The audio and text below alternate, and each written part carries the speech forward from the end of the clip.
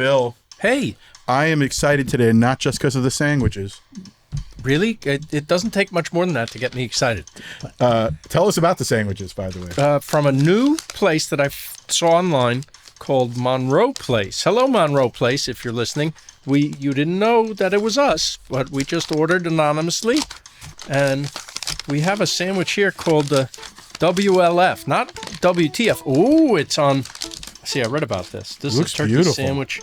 It's on Bub and Grandma's focaccia. Look at that. That is Look at that. beautiful Can you looking. people see this?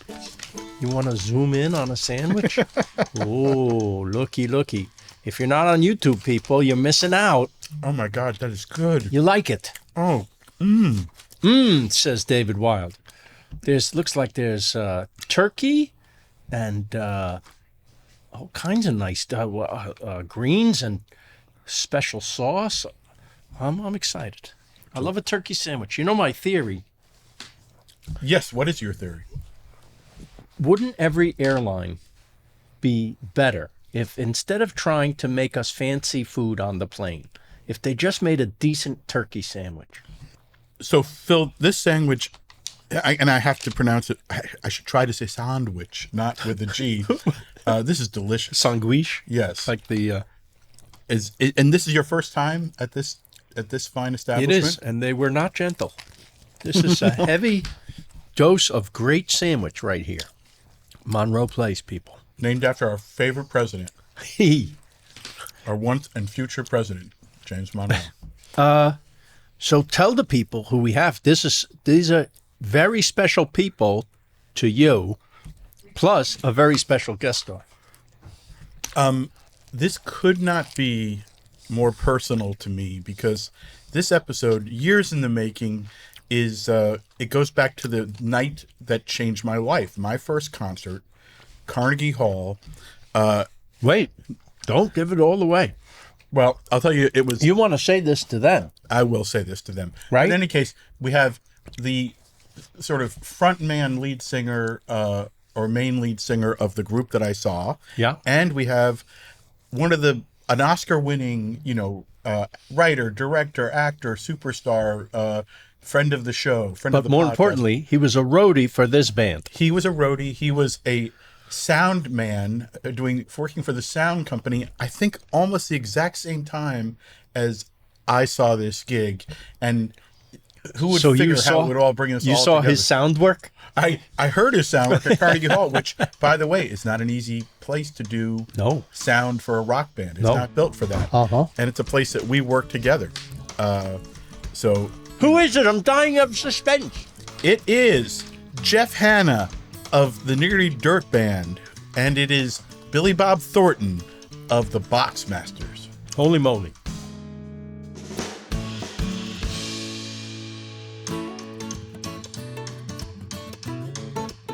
Let's spill the beans, chew the fat, food for thought, and jokes on tap. Talking with our mouths full, having fun. A piece of cake and humble pie, serving up a slice of life. Leave the dressing on the side, it's naked lunch. Clothing optional. Billy Bob, you know Phil, but Jeff Hanna, you do not know Phil Rosenthal, do you? Hey, Phil, how are you, buddy? Hello, my friend. I've been a fan of yours for a long, long time. Thank you. That is good Right because back at you. we are here to celebrate the band that changed my life, the Nitty Gritty Dirt Band. My first concert. I know my dad loved me because he fell in love with bluegrass when I was 11. Took me and my mom and my brother and sister, and I believe it's the last time we went out because they broke up shortly after that. Wow. But my dad gave me the gift of the Nitty Gritty Dirt Band. And here's the amazing part. Billy Bob, how did you connect first with the Nitty Gritty Dirt Band? Well, I was, just this creepy little long-haired freak playing in bands, and then I ended up, we had an agent named Rick Calhoun out of Little Rock, Arkansas, and he and his brother Mark had a sound company called Calbro Sound, and I was always hanging around. I had a band called the St. James Group, and I was always hanging around. And I ended up at the end of the night, I would just Mark Calhoun would say, "Hey, can you help me with these things?" I was just some idiot hanging around, and I would go, "Yeah, okay." And so I lifted cabinets and stuff, and ended up working for that sound company, and they did a show at Henderson State University, which is where I went to college for a moment, and it was the Nitty Gritty Dirt Band, and Steve Martin was opening, and this was back when he played banjo and wore buckskin clothes, but he did the whole arrow through the head and everything, and I ended up doing that show that night with the sound company, and I got to hang around, and I met the guys. That, I mean, they wouldn't remember it now, but and then I ended up doing a couple more shows with them, and with the sound company. And I think even years later we did another show with you guys, Jeff, and but basically I was just a little roadie working for this sound company, and that's how I first met the guys. And this was, by the way, well, I mean, I guess you wouldn't call it the original band, not when they were Long Beach with Jackson Browne and all that, but it was the classic lineup. It was Yep. Jeff and Jimmy Fadden and Jimmy Ibbotson and Les Thompson and what was that banjo player's name? John McEwen. Oh, no. Right. The brother of But Bill I- McEwen, who managed Steve Martin. That's right. And actually, John was the first one of those guys that I even said hello to. And he was very friendly to me. That was the good thing, is when you're a kid like that, and you're just happy to be there, when some famous band that are heroes of yours, when they're cool to you, it leaves such a great memory. And then to cut to these days, and it's so funny to now be friends with Jeff and Jimmy and John and all those guys. I never knew Les or Ibbotson. I never got to really know them, because by the time Jeff and I and Jimmy became friends, they weren't really around anymore. So I didn't get to meet those guys. I mean, I saw them, at a short distance, back in those days. But I just remember how impressed I was that somehow, because I was a rock and roll kid, and it's like, how can you do everything from bluegrass to kind of swampy music to rock and roll? How is this possible in one band? Because we didn't look at the Dirt Band as, I guess, the way we did when you guys did Circle Being Broken, because people identified that more with the Scruggs family and all those people, and but to us, Uncle Charlie was a rock and roll record, And By the way, it is, and I've been asked many times, what's my favorite record of all time and what's the most impactful record in my life of all time. My favorite goes back and forth between Pet Sound, Songs in the Key of Life, but the most impactful record of my life is Uncle Charlie and His Dog Teddy by the Nitty Gritty Dirt Band, which is what my dad got on an 8-track tape. And even on the sonic glory of 8-track tape, it blew my mind. I'm a kid from New Jersey, a Jewish kid in New Jersey with a Jewish dad who he called it Jewgrass, which, later became a cool phrase that people would adopt for certain artists. But I will tell you, that album to this day is the most impactful album in my life. It introduced me to things like Mike Nesmith had tracks. Kenny Loggins, his first break was you cutting that. There's a song you wrote called The Cure that I used to like. That's the first time I ever picked up a guitar and tried to sing along. I would do that song. And Yeah, thanks. Phil, to tell you, this record, even, we're here with a great filmmaker, and a good filmmaker. No, a great filmmaker. And even that record even impacted I worked in documentaries, and you guys did a thing where you would do found audio, where you would do audio from the sessions on that album. And when we had on Alan Hughes, we were talking about the scene before the scene. I think that record to this day is one of the most just mind-blowing albums ever made. It also sounds like there's a lot more people playing than are on the cover here. Oh, well, I'm showing him. I have the first Nitty Gritty Dirt Band album I brought with me from my house, which is, again, yeah, to what Billy said, you guys started out for this band that, you know, I got to run into to Jeff, like at the John Fogerty event for BMI this year. I think of you as Nashville. You grew up, or at least the band came together and really formed in Orange County, down the block from where my wife grew up. You started at a club called the Paradox, I believe. And as Billy said, Jackson Brown was like your early on in that group. It's amazing. You don't sound like that. Yeah. How did you overcome Orange County? Well, actually, there was only one guy. Well, when Jackson was in the band, he was from Fullerton. He went to Sunny Hills High School in Fullerton. John McEwen, who replaced Jackson, went to Garden Grove High. The rest of us were actually from Long Beach, on the other side of the orange curtain, we called it. Actually, that's amazing. Yeah. Who were your influences? Our influences were all over the place. One of the bands, I know Billy. I saw a picture of Billy wearing a T-shirt the other day for the Love and Spoonful. I know he was a big fan of John Sebastian and Zal, those guys.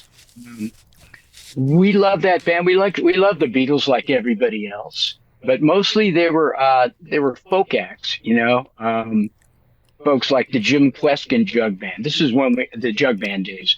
We wanted to be kind of the exact opposite of what all of our friends were doing. You know, a lot of our friends were starting rock and roll bands, influenced by, you know, you're from California, it's going to be the Beach Boys, for example.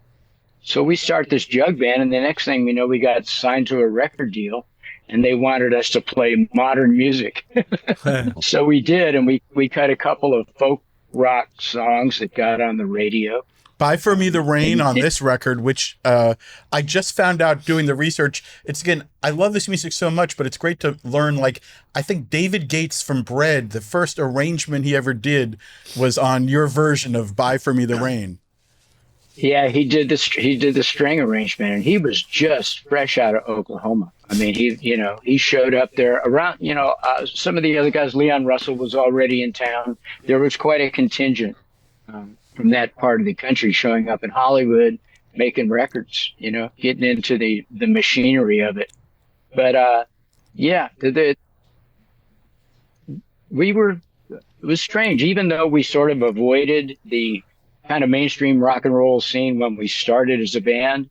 The next thing we knew, we were on the road. This is still the jug band days where there's no electric instruments. We've got a washboard and a wash tub bass. That's our rhythm section, me and Jimmy Fadden. Everything else is acoustic, banjo, acoustic guitar.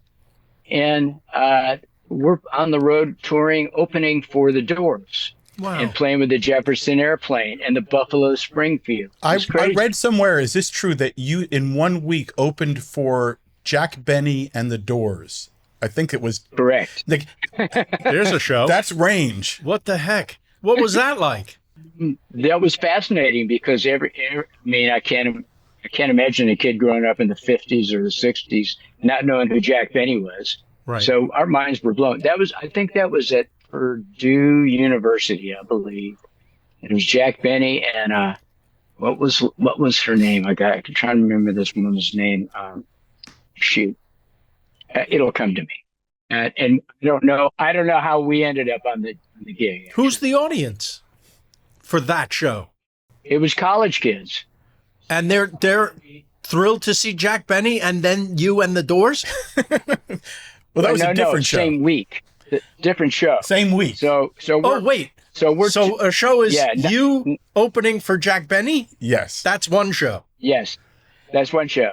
Well, I can't even fathom that audience. Like I'm sure they love you, but then it's almost like Variety, right? Or vaudeville. It was Variety. Yeah. It was a lot like vaudeville, but getting to the pre-show sort of like we would call it catering now, but getting to have dinner with Jack Benny was Laney Kazan. Oh yeah. Do you remember Great Laney singer. Kazan? Yeah. 100%. Sure. Yeah. Big singer. So Laney Kazan was going to fit a lot better in Jack's lane than we were, Of and course. he was very kind to us. That same old thing. It's nice to meet somebody that, again, we knew him from Yeah. from the tube.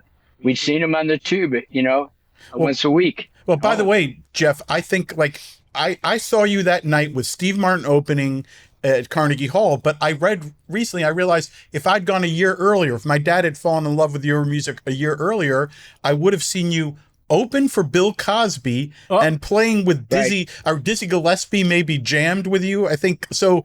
It is, talk about variety. Those were the days where, like, and I know, Billy, you're a Zappa fan. I think I remember Zappa writing about when he opened for Duke Ellington, and Duke Ellington was looking for money to feed the band. And I just thought that's like the great thing about it is, and you've both opened for and been opened for by all sorts of legends. It's amazing because it all comes down to you're still a band trying to feed the crew. Correct. Yeah, that's true. And, in those days also, when I was a teenager in my 20s, there were, radio was different. And so to us, if you had long hair and you had an instrument in your hand, that's all that mattered. And then it even went beyond that because KAAY in Little Rock, they would play Nitty Gritty Dirt Band and Led Zeppelin and Johnny Cash and James Taylor all on the same station. It wasn't like, these days James Taylor's on the old guy soft listening channel on XM or whatever, and they got a category thing. And back then the category was just the cool stuff that was out. And then late at night, we had a guy named Clyde Clifford who did a show called Beaker Street. So you had the morning guy who was real peppy with too much coffee, and then you had the late night guy that started at 11 or 12, and he would play the entire both sides of the second record of Eat a Peach by the Allman Brothers or something, And so that's where we got that kind of education. But see, Jeff was talking about, it wasn't out of the ordinary to see odd pairings. We would consider odd pairings today. Yes. Because it was all entertainment. We loved everything. That's I mean, now people get really precious about, well, I didn't like this bubblegummy thing or this, that, and the other. But whoever was on Ed Sullivan or those shows, we liked them. We didn't, I looked at Chad and Jeremy the same way I did the Rolling Stones. It was like, we loved everything. You still love Chad and Jeremy. I still hear with the Boxmasters, they're still part of the influence. Oh, for sure.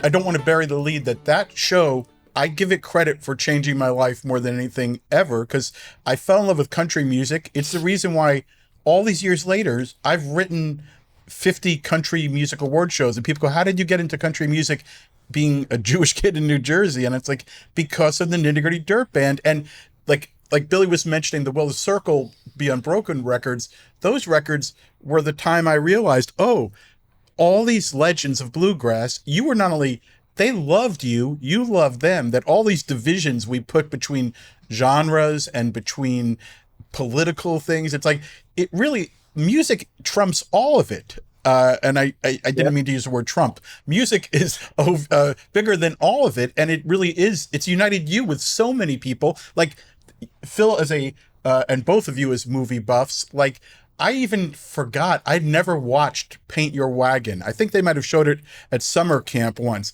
But like the fact that you ended up starring in a movie, or, the band, it appears alongside Clint Eastwood and Lee Marvin. I already knew them because I'd heard their music, and then my parents were all going to see this big movie, Paint Your Wagon, and I'm like, I don't want to see this. And then when I heard that you guys were in, I was like, oh, it is cool. Can you tell us about that experience, getting that job, what it did to and for you? Oh, the Dirt Band in the movie business. Well, it was actually our second film. Really?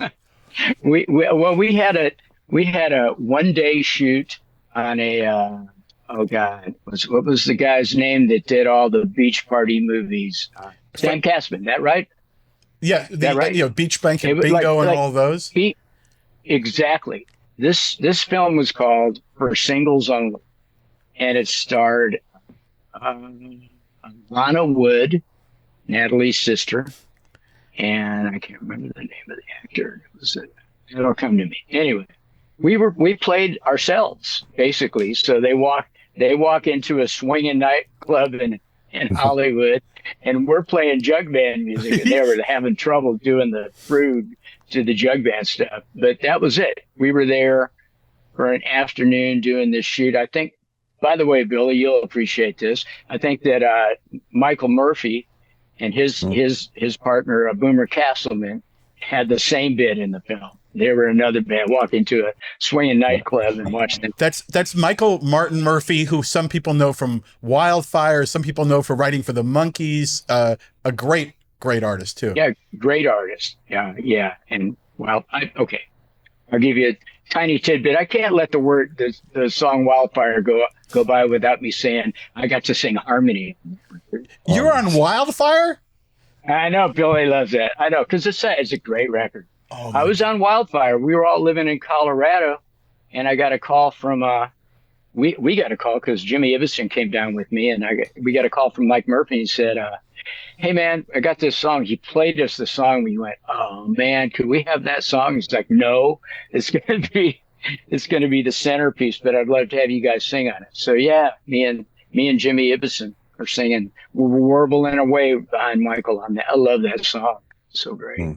I keep calling him Mike Murphy. The reason he added Martin, which is his middle name, I believe, was there's an actor named Michael Murphy. So when he joined, I think it's when he did Singles Only, he had to join SAG. So there you go. So it's because of Woody Allen's occasional co-star, Michael Right. Murphy, that Michael is Michael Martin Murphy. That's crazy. Yeah, that's crazy. Anyway, yeah. So Phil was asked about Paint Your Wagon. Yeah, I'm sorry, Phil. I digress. That's I'm the all king right. of this. We all do. No, that's a great digression. We're in a room full of digressors, I think, right now, which I love, by the way. So 1968, we're sitting around. You know, the bloom was off the rose a little bit on bloom. That's not the word, is it? Yes. When roses That's exactly right. Okay, good. Thank you.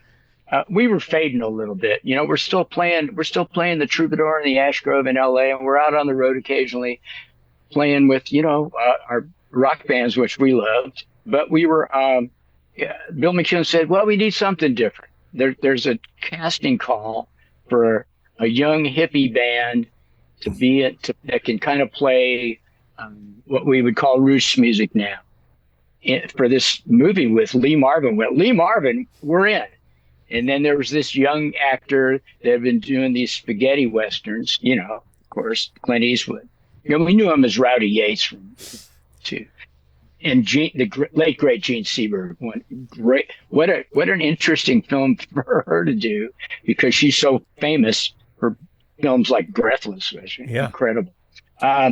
So we spent 3 months in a place called Baker, Oregon. Now it's called Baker City, Oregon. It was a 45-minute, it was an hour and a half drive to the set every day. It was out in the middle of the woods, gorgeous. In the car, it was 45 minutes. In the car, it was an hour and a half. Otherwise, you got on a helicopter, which was creepy.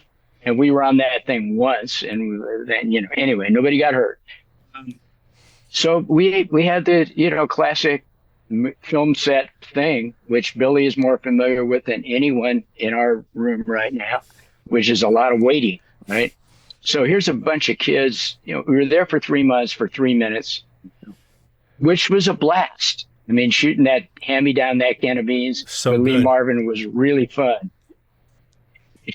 So that was our big film experience. I think at the time, I believe that was the biggest budget, biggest Hollywood budget at the time, and giant flop at the box office. But we got to go to the premieres in LA and in New York, which is really incredibly cool. It was so much fun. I sat next to Edward G. Robinson. Come on. It was at the Cinerama Dome, and I thought, well, this is really something, for a kid from Long Beach playing a washboard. The New York cool. Times, TV Guide. You know how they'd have, when they'd show a movie on TV, there was like a one-line review. That's all they had room for in the TV Guide. Yeah. This isn't nice, but their one-line review was Clint sings like a moose. But Lee Marvin had a hit single in England. I just found that out. So, it was a split decision. Lee Marvin had that song, which, I actually kind of love this on the soundtrack. It's a song called I Was Born Under a Wandering Star. I love that song. And I love him doing it. It's kind of Tom Waitsy, right? 100%. He was, his voice was like an octave below Johnny Cash's. Yeah. Way down there. But it was beautiful. They recorded him really well. And I believe, if I'm not mistaken, he kept the Beatles out of number one. That's awesome. In England. Hysterical. By the way, it is a good movie. The story is really good. The story, it's fun, Yeah. It's Gold Rush hippies. That was us, the Gold Rush hippies. Yeah. That juxtaposition of like you and Lee Marvin in this, jug band. I love all that. Like, I was once interviewing McCartney in Vegas not that many years ago, but when Tony Curtis was still alive, and Tony Curtis, I was waiting backstage with Eric Burden, Tony Curtis, and me. We were the three people in the holding room. And when McCartney saw Tony Curtis, he flipped out. Yeah, he goes, he was huge. "You have no idea." Yeah. He goes, like, to Paul McCartney, Tony Curtis was the Beatles. It's like he was so such a big star. And there was no distinction between any, it was just love. I think all these things we're talking about have to do with the fact that there weren't so many outlets. So they had to show everything and play everything. Right. And honestly, Billy is, I don't know if Billy is quite the Luddite I am. I think we're pretty close, bud, as far as loving the fact that there was the radio, and the record player, and the TV and the movies, man. This time of the summer, you wanted to go somewhere where you knew the air conditioning worked, and that dark theater, man, kind of tough to beat. But buying the record or watching the TV show or going to the theater to see a movie or play, that's where you find your niche. The world should present you with everything so that you can then choose. Now they're already everything is pre-selected for us. Well, Billy, isn't your career kind of proof of that? Is like anyone who thinks that, like, I'm a huge Boxmasters fan. And in fact, we have to talk about the fact that the Nitty Gritty Dirt Band and the Boxmasters, all within the last month, have wrapped up just one chapter of their ongoing, music making and all that. But for you, Billy, isn't it fair to say that, like, the people who think you just wanted to be an actor and came to Hollywood and, auditioned for a reality show, it's like your journey, music, as we know from hearing about your sound man days, that's where it all started. Well, it's because, I believe, and I experience it a lot, so I think I can talk about it a little bit. Where people aren't sort of a community the way they used to be, let's put it, there was a time when we wanted to like things. Society has kind of turned that around to where people go or read or watch or listen to things in order to not like them. And I know that may sound insane, but I've witnessed it. And, I've witnessed it too. So, I think that's. I think. In the old days, look, Frank Sinatra, and Sammy Davis and Elvis Presley, and you can go on and on and on. And then after that, in the next generations, Levon Helm, Chris Christopherson, Tom Waits, all of these guys. Well, even Dylan, but you have to realize that an artist of any type, it's the same mind no matter what you're doing. If you do a painting or write a book or make a record or make a movie, it's all out of the same mind. It's not like you go get a lobotomy and do the next thing, you know. So, you know, and I've dealt with that in the beginning, like, you know, when I was doing solo records, a couple over there at Universal years back,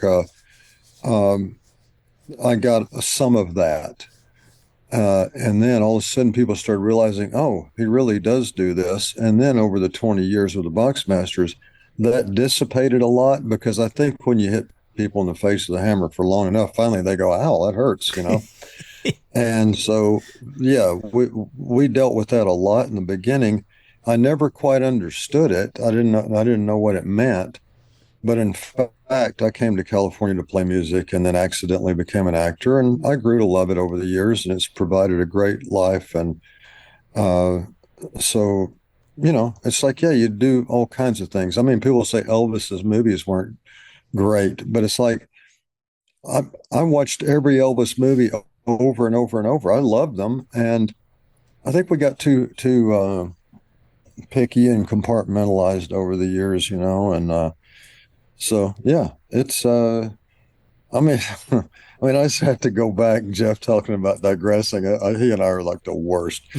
But Jeff, in talking about Paint Your Wagon, I went to the theater to see that as a youngster, and I loved that movie. But when I saw them in it, it was like, this is awesome. Me too. So you got Clint Eastwood and Lee Marvin, and I revisited the movie several times just to see these guys, and especially to see, you got a band this when they're not even a movie. You got a Mountie, you got a cowboy, you got a mountain man, you got a sailor from World War One or whatever, and then you got Ibbotson, and who knows? I'm not sure what he was, but this whole style of these guys, and it fit in that movie so well. I mean, it was like, yeah, they belong there. It was all organic, you know, and just I don't know, just a little plug for the Paint Your Wagon, because I actually loved it. I'm totally with you. Isn't the story great? The gold rush, a boom town. What don't they have? Girls. So Right? they bring in girls. Exactly. But mainly, I thought it was a great story because they hired the Nitty Gritty Dirt Band. Yes. Well, Yes. you mentioned Jimmy Fadden.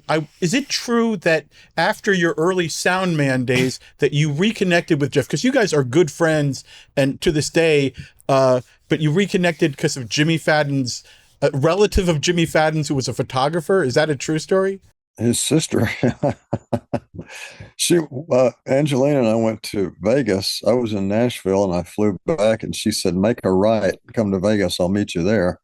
And I said, why? She said, we're going to get married, aren't we? I go, oh yeah, I guess so. Right. And, Had you forgotten? No, I didn't.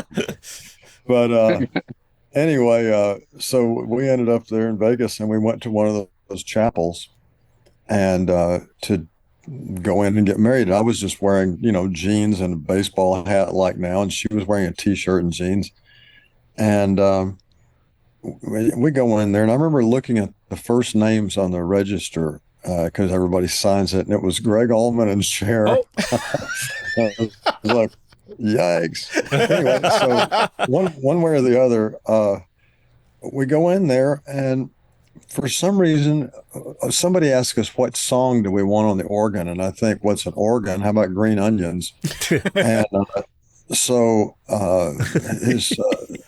this woman, she says, we start talking about music. And I said, oh, yeah, I play music and always did. You know, it's like my thing. And told her a little bit. She goes, my brother's a musician. And I said, oh, cool. And, you know, I figured he, you know, was like a bass player in some band in Vegas. I didn't know. And I said, well, that's really cool. I said, yeah, he plays with a band called the Nitty Gritty Dirt Band. I said, I mean, I almost fainted. It's like, you gotta be kidding me. What's his name? She said, Jimmy Fadden. It just blew my mind. So she called him and I talked to him that day. That's amazing. that's how we reconnected. And it wasn't but a few months later when Jimmy's brother, I wanted a 67 Chevelle, and his brother brokered a deal with a guy up in San Jose. And I got my 67 Chevelle that I still have to this day. And that was in 2000, maybe, or whatever, 2099, somewhere in there. Yeah, Jimmy's brother, Terry Fadden. Yeah, Terry. Yeah.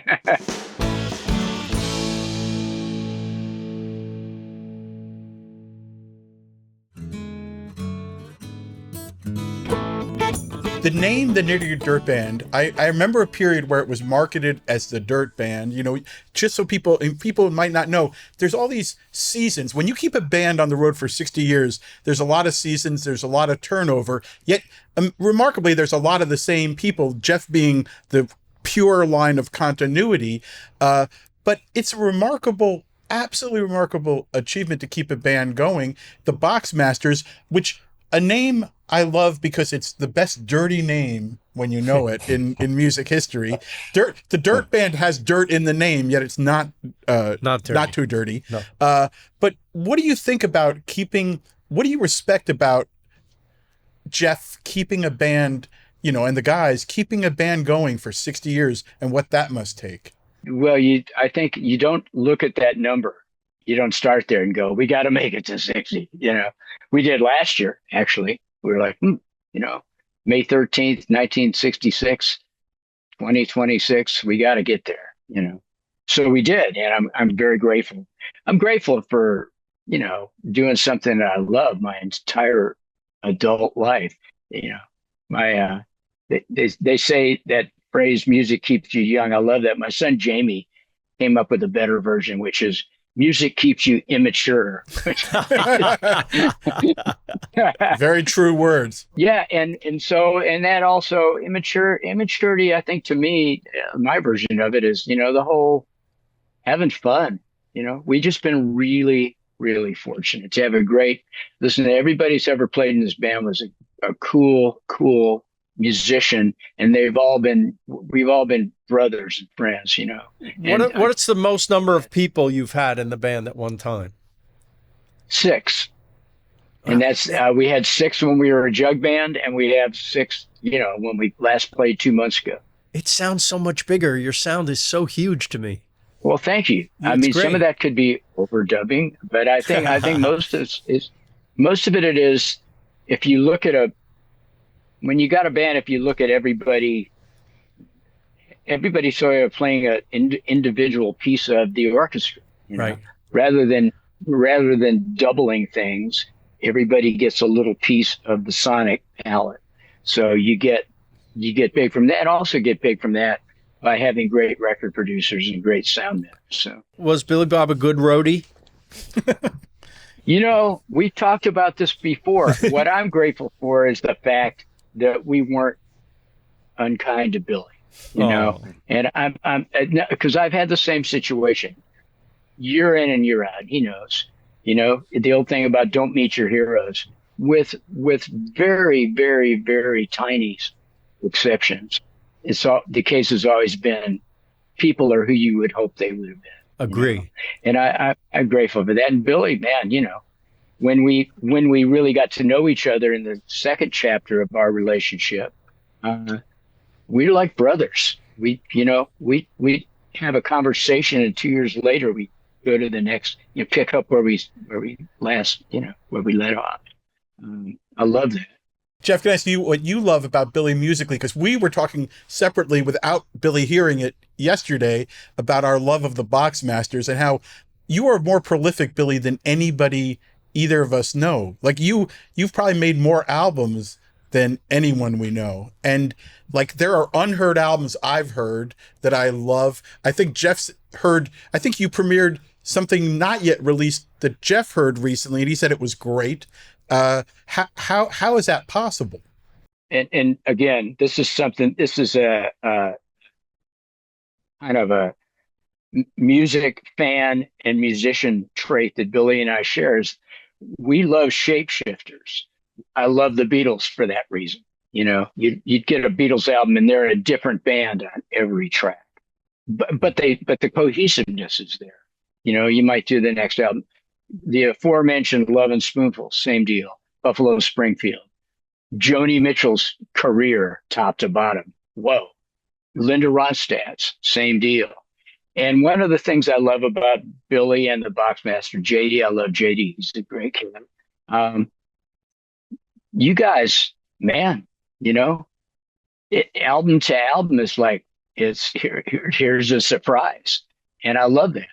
I think that is so super cool. Plus, their music is consistently great. The records they made, all of it, top to bottom. The music, the lyrics, but also sonically incredible.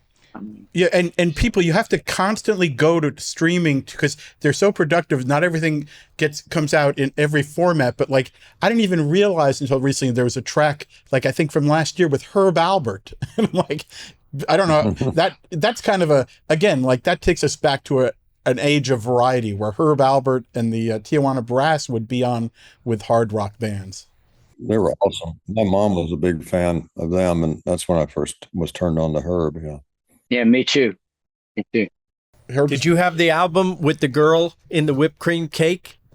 Cream and Other Delights. That's it. That's it. Yeah. Yeah, that was. It was like, remember when Betty Grable was the pinup girl for the World War II soldiers? Yeah.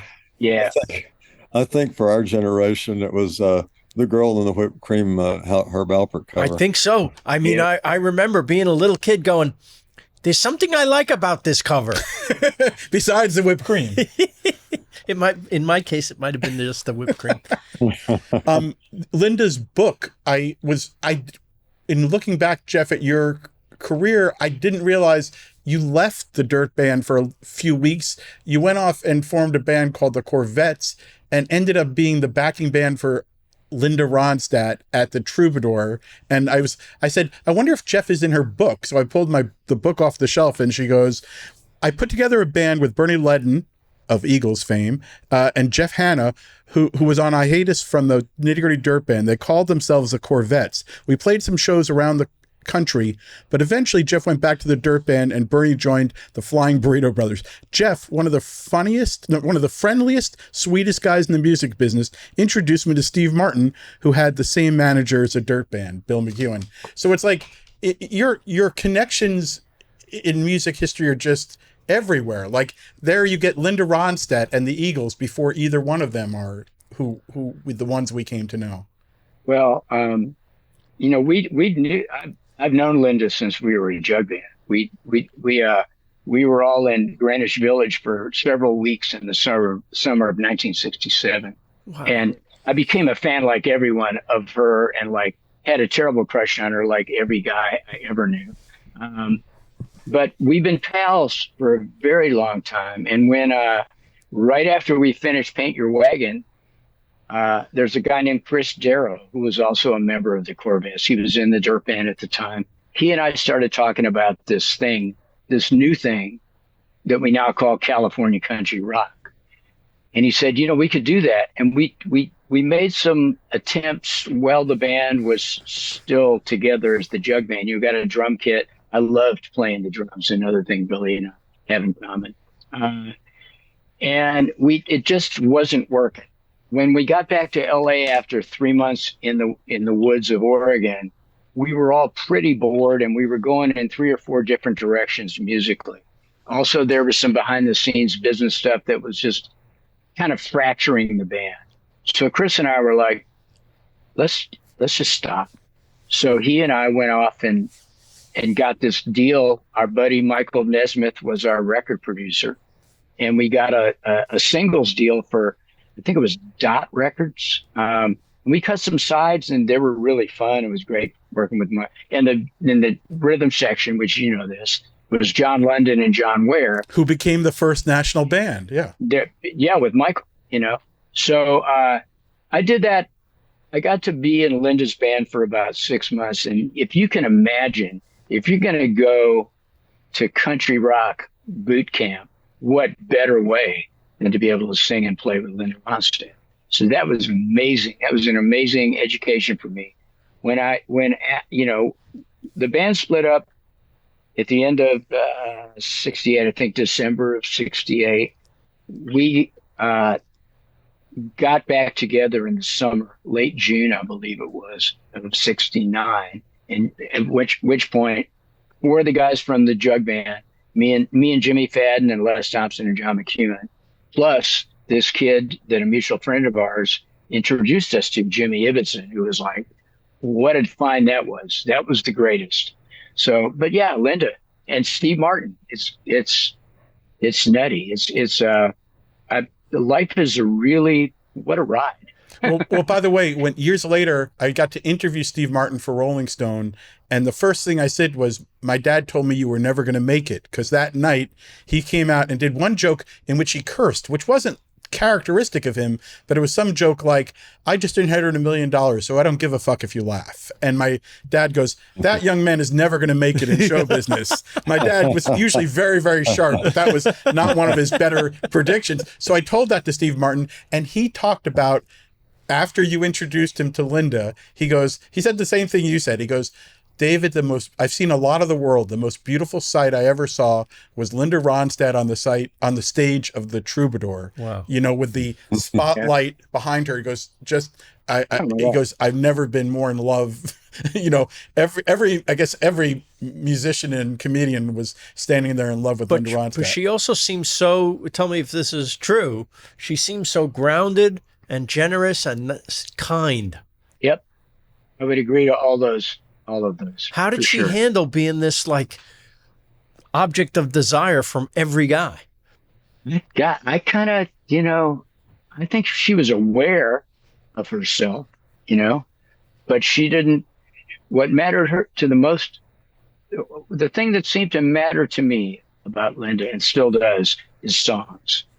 She loves an amazing song and can sing any type of song. That's right. The most talented, oh my gosh, the most talented. Incredible. I mean, one of the greatest interpreters ever in the history of, it'll go down in history, I think, is Linda.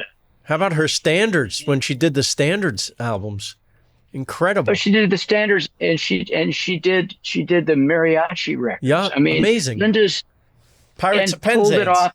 She drove record company presidents so crazy. Yeah.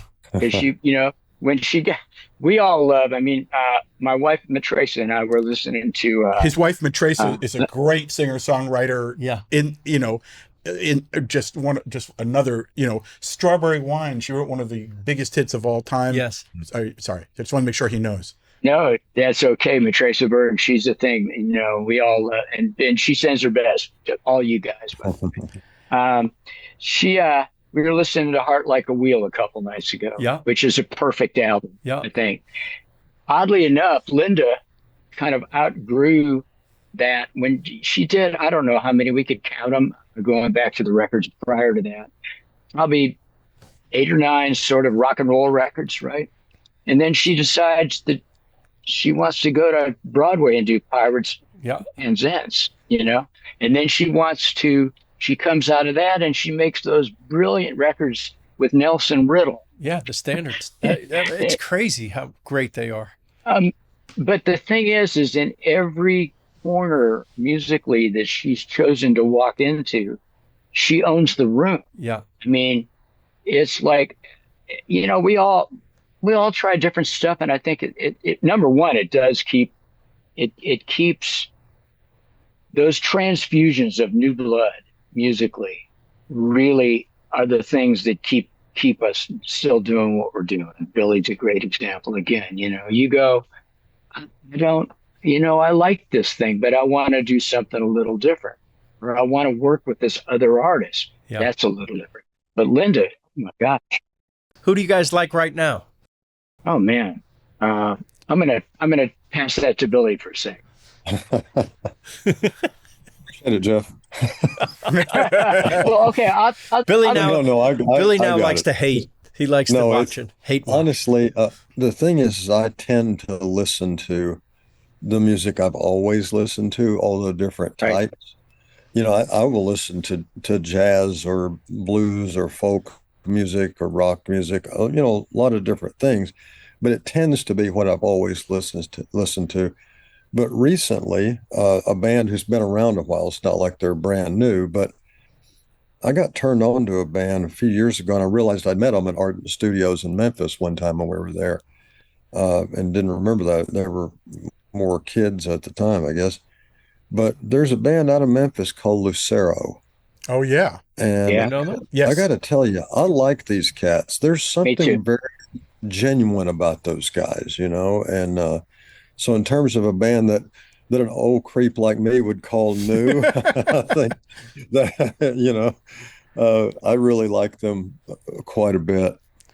Just one more Linda thing. Yeah. I want to say that you might not know this, Phil, but you should go back. Yeah. At her peak, when she was so in demand, she did a track with the Dirt Band that I think was a big, again, to keep a band going. I think it probably didn't hurt, right, Jeff, for Linda to do, to do a song with you at that moment. Was that a nice thing for her to do? It was obviously a huge boost. I mean, and there's a brief. Well, I don't want to tell you the story. Anyway, so we had heard the song is called "An American Dream." Rodney Crowell wrote the song, and we Great had song. heard a friend of mine sent us Rodney's version, which had Emmylou Harris singing harmony. And when we cut the track, and my vocal was on there, and we're like, and my co-producer, a guy named Bob Edwards, great talented guy, said, "Man, wouldn't it be great to have a female voice on this?" So we tried to get Nicolette Larson to sing on it, and she didn't really know us. We had some mutual friends, and she said, she kind of, "I'm sorry, I gotta take my dog to be groomed or something." Anyway, she gracefully bowed.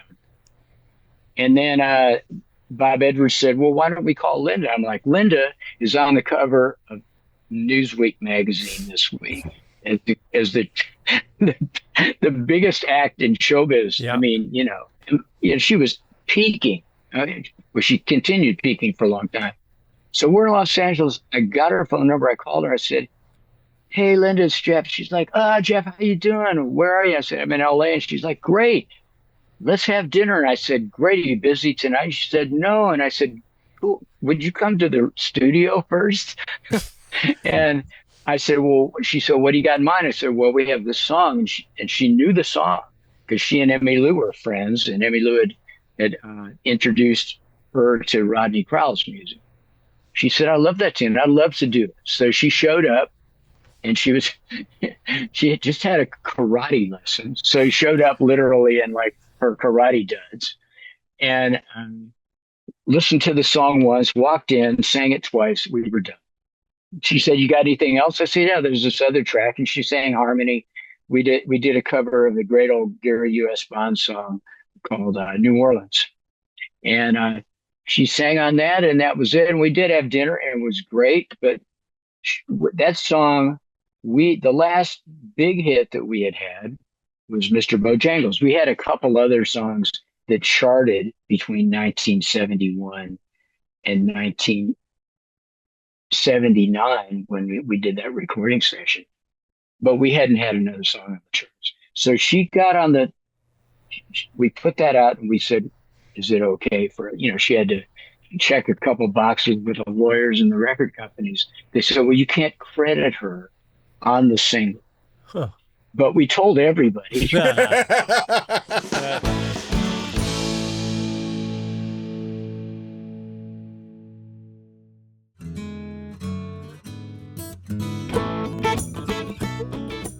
I wanted one thing that you and Phil share in common. Phil did a great documentary about taking Everybody Loves Raymond to Russia, which exporting Raymond, I recommend it to everybody. Thank you. You went to Russia before anybody in entertainment that I remember. What year?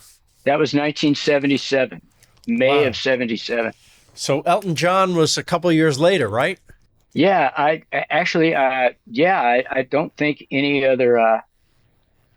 I think at that point, the Grand Ole Opry had sent a troupe of folks over there. Yeah. Like several artists, but it was country music. The Dirt Band was considered, a rock band in '77.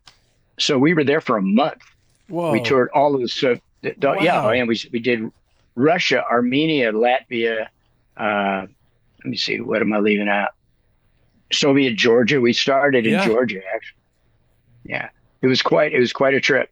And you played on TV, I think, for millions. So like, there's a generation of Russians who you were their glimpse of freedom. There was one TV station. So if they were Nitty tuning in Gritty. that night, they saw us. Do you remember the food in Russia? Because I don't know if you had different experiences. I'm sure we did. I think I was there after they struck oil, so the food was a little better, I bet. Yeah, I think you're probably right. What year was that, Phil? I was there in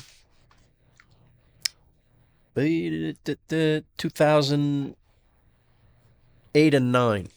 There you go. Yeah, I would think things have definitely changed in Yes. that country. We there was when we were there was a lot of borscht and Yeah. hard boiled eggs, Yeah. and I think I lost a few pounds in that month. that we were The diet, yes.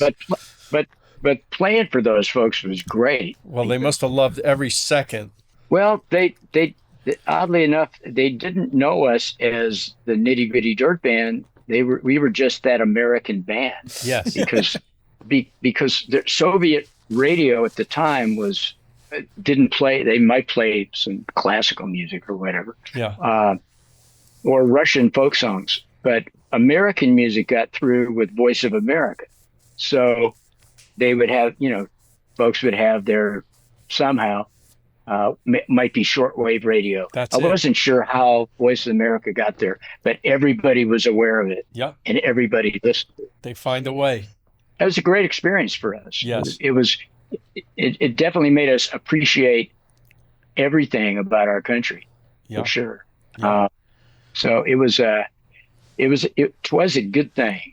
Last question is, Mr. Bojangles, it's really probably the reason we're having this conversation, because that's the song my dad heard you singing. That's what made him a fan. And then the story of that song, I wondered, did Sammy Davis Jr. did you ever run into him comparing, did he ever say, damn you guys, you had the hit? No, but what I did hear night after night, because I didn't see Sammy perform the song live. I saw him on television, but typically he would do the soft shoe routine and then sing the song, which was great.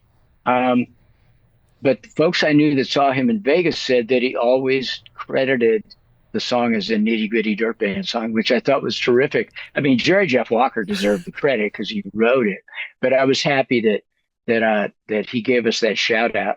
I will tell you a quick story. Years later, we were Jimmy Ibbotson and I were got a call to come play a few songs. We lived in Colorado, so we were both living in Aspen, Colorado at the time.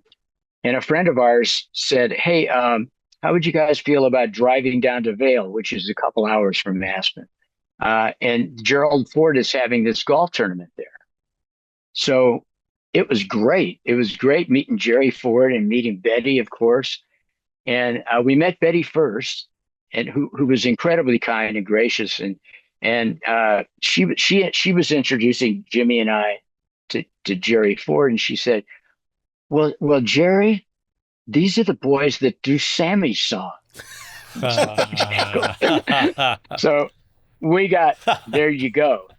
That's pop culture for you. It was great. I mean, and he owned the tune. He did a beautiful job of it. But to be connected in the way our band has been to a song that is is a standard in the American songbook is really so grateful for that. We didn't know it at the time we recorded the song. We just thought it was a beautiful tune. And I think Jerry Jeff was the only artist had recorded it at that point. Well, let me tell you, I think it is, I didn't get to praise you enough, but I will tell you, I think it's the greatest storytelling vocal on one of the greatest storytelling songs of all time. Like the fact that Jerry Jeff Walker, who wrote it, cut it, Sammy Davis, who knows how to sell a song, certainly, but that the definitive version is you singing. It's like, that's it moved my father, it moved me, it'll move my kids. Yeah. And I think that's sort of the music that you have made with the Dirt Band in different ways. They cut 2 Springsteen songs. They made Bruce a country hit with Cadillac Ranch, and they also cut a little Steven song, Bruce song, that Gary U.S. Bonds, that I always talk about, that record. But I just want to say thank you for a lifetime of music that probably gave me a career. Oh man, thank you, David. I appreciate that. And that's the thing that's so gratifying to us, because everybody in our band, I think all of us American kids, we're fans. We love the films that we love. We love the TV we love, Phil. We love the music. We're all still, to this day, I'm a huge music fan. But to have somebody say that song or that record had a visceral impact on me and on my life, that's a big deal, man. Thank you for that. I really appreciate that. I think about it all the time. Like, think about Phil, when you create Everybody Loves Raymond, like the generations that it reverberates to. It's like, I'm often moved by the older people saying how we've had people on this podcast talk about how when they were sick, it was something they would get them through a half an hour. It's amazing. Of days. But I feel exactly like Jeff does. We felt that way about the people that came before us. Yep. There's always those things. Well, let me interview you for a second, Phil. So who were your favorites coming up in television? Oh, my goodness. Well, Jack Benny, the fact that you got to meet and hang out with Jack Benny. Did he kill with that audience, by the way? He did kill because he was Jack Benny. He just... I just love it. The world seemed better then. You can't imagine college kids, loving an old guy from radio. It's just, you can't imagine it today. It would be hard to imagine, but I think Rickles could walk on a stage and kill. He was anyone on TV who was funny, I loved, and it didn't matter the genre to me. If you were funny, it's just like good music. I think it's like the the Groucho Marx record you always talk about. Yes. Like, there was that period where I think the rock halls, you'd get the stoners would go and see Groucho Marx. Because he was cool. Why? Cool. Because he was so friggin' funny. It was funny, and it was kind of subversive in its own way. It was. Groucho, the Marx Brothers, when we were kids, anarchists. When we discovered marijuana, it was like the Marx Brothers. Marx Brothers got even funnier, and the Three Stooges, and Abbott and Costello. Oh my gosh, that stuff really holds up. Real last question, Steve Martin, your opening act, that kid who I saw at my first concert. So I saw him before I saw you. Any favorite story about him as your opening act? Was he funny? He killed us. We were literally, and in fact, when. If you've read his book, Born Standing Up, which I think is what a book. What a great writer he is. Oh, my gosh. But he talks about a turning point. As much as he loved music and musicians, and he loved hanging out with people like us and the Eagles and Ronstadt, putting him on a stage in front of 1,000 kids that want to hear rock and roll was brutal. And he got to the point where he just said, I know what I'm doing is more important. I know that I could connect with people, but it's hard when people are screaming at you for 40 minutes, So he made a calculated, he was being well paid, by the way, doing those opening bits. But when he got a chance to do, I think is a famous story when he played, I'm in Nashville right now. He played at Vanderbilt University at their coffee house for like 150 kids. And he slayed them. Yeah. He took them out. He was famous at this point in his career for doing stuff like this. He said, come with me. After his set's over, they all walked across campus to the Vanderbilt swimming pool. I believe it was outdoors. And it was empty. I think it was during the winter months, so it was drained. He said, here's the thing. He still got the arrow through his head. Here's the thing, and the balloon's up there too. Balloons and the arrow together combo. I want you guys to all get in the pool. Put your arms like this, and I'm going to swim across you. Oh, And he did. It was like great. stage diving. I don't think he dove in, but that sort of thing. He would take the entire audience to go get donuts, Right. or he'd buy them all pizza. And it was like, so the legend of you never knew you kind of knew what you're going to get, because he did have a center to that stand-up bit that was fantastic. The irony to me now is that when he was opening for us at this little club in Aspen called the Aspen Inn Club, he would go out some nights and occasionally we did 2 shows a night. So the early show before the crowd got too drunk, they might listen. He might get them. He always got them when he started playing the banjo, and they're hooting and hollering. But he would go on the late show, and just like people were brutal. One night he went out there in his bathrobe, which was fantastic. It was just great. And I think he walked out on stage and just did this. Yeah. And then played the banjo and did this again for a second. Said, okay, thank you very much. It was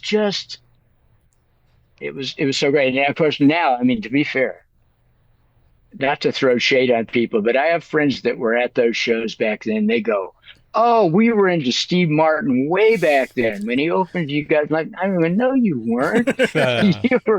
you were ordering drinks. Right. You're already asking for Mr. Bojangles, screaming, yeah. Oh my God. I mean, but the guy he's so brilliant, and I'm so lucky. I mean, we got to make a couple of records with him. I mean, we did King Tut. We were the we were the band. Did you know that? I forgot that. I think I did know that, but on SNL? No, on the record. We didn't get on the record. We were on the record. Yeah, which was supposed to be a demo. Yeah. Me and our rhythm section at the time, a guy named Merle Brigani and Richard Hathaway, the 3 of us. Steve came in the studio. We did a show at Dorothy Chandler Pavilion, and Steve came out in the dressing room before the show. He said, hey, I want you to just go out on stage and play like a kind of, there's a certain kind of groove he wants, one chord. And he went out and sort of recited this sort of rap that he had. When I was a young boy, I never, he didn't have all the stuff that became built in. Then a month later, he said, I want to cut the song. Are you guys, Bill McEwen, Steve manager, and our manager and producer said, go to my studio, cut this thing. It was a Saturday afternoon. And I sat there 10 feet away from him on the mic. He's on the mic singing the vocal live. And I'm watching him doing the whole, I mean, he was like on. He was so into it, and it was so much fun doing that. We did all the background vocals, all those King Tut. That was us. And the guitar stuff. And a friend of ours named Brian Savage came in and played a saxophone solo later. And we thought, well, this is the demo, right? We'll take it to LA. So Bill McEwen took the tape to LA and played it for Mo Austin and Lenny Warnaker. And they said, why would you want to re-record that? There's your record right there. So that was it. And just so you know, I played that record, locked myself in the high school radio station, which was just a station that only played to the lunchroom. But I locked myself in and played it 100 times until I got, I think, suspended for playing King Tut 100 times in a row. So, Jeff, thank you for everything. Thank you for you literally have kept the circle unbroken, and we got to bring Billy into the circle. So thank you so much for doing this. Thank you for doing that. I'm such a fan of Billy's. He's the coolest. And you two guys, Phil, really nice meeting you, man. Lovely to meet you, Jeff. Thank you. Naked Lunch is a podcast by Phil Rosenthal and David Wild. Theme song and music by Brad Paisley. Produced by Will Sterling and Ryan Tillotson. With video editing by Daniel Ferreira. And motion graphics by Ali Ahmed. Executive produced by Phil Rosenthal, David Wild, and our consulting journalist is Pamela Chellan. If you enjoyed the show, share it with a friend. But if you can't take my word for it, take Phil's. And don't forget to leave a good rating and review. We like 5 stars, Thanks for listening to Naked Lunch, a Lucky Bastards production.